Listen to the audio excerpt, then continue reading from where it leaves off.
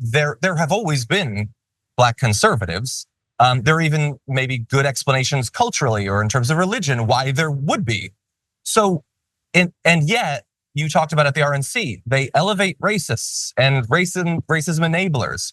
So let's say they didn't want to do that and they wanted to not just like draw in a slightly higher percentage of Black voters or something with some lies or some identity politics or whatever. They wanted like an honest new start. Is that possible, and what might that look like? I don't know if it's possible or not.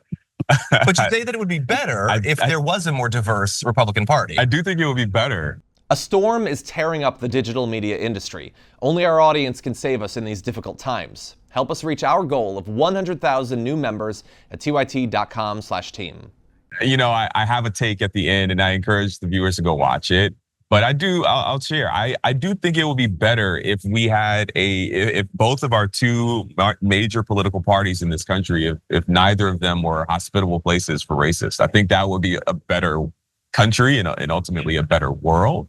Again, I can't say whether or not they will do that. But again, I mean, if you hold conservative views around, name the thing, who am I to necessarily demonize that idea? I mean, I might disagree, but who am I to demonize it or say that it's wrong? I think it's reasonable for differing economic visions for this country to exist within the country, like how we are successful as a community or as a country. I think it's okay to have different views around that.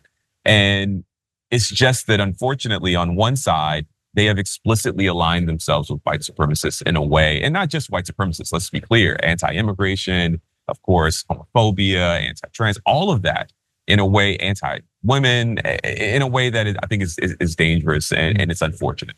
Yeah. Don't you think too that it's dangerous because if one party, the right, is so swallowed up with this bigotry, this racism, so consumed, their policies, everything is all about that. It also hurts the other side. It hurts the left because are they even forced to define their policies as they perhaps could? It's good versus evil, and it really dumbs it down. Is my thinking. I wonder what you think about that.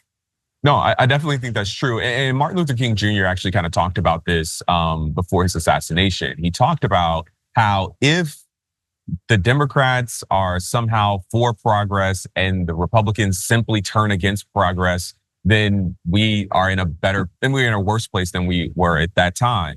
And I do think that can be true. I mean, in many ways, our politics are not left, right. There, maybe center, right, truly when we look at it in comparison to the rest of the world. And part of that is because certain political figures on the right are pulling the conversation so far that you have candidates that have to, give off this tough on crime view when we know it's better perhaps to be smart on crime, right? And so to your point, Sharon, I do think that it does hurt the conversation more broadly.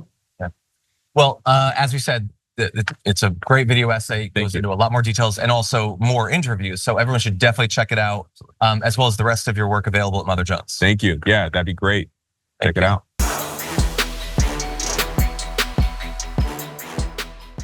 Members make a difference here at TYT. You help make the show happen, and we see you in the chat with your loyalty badge. Click the join button to become a member today.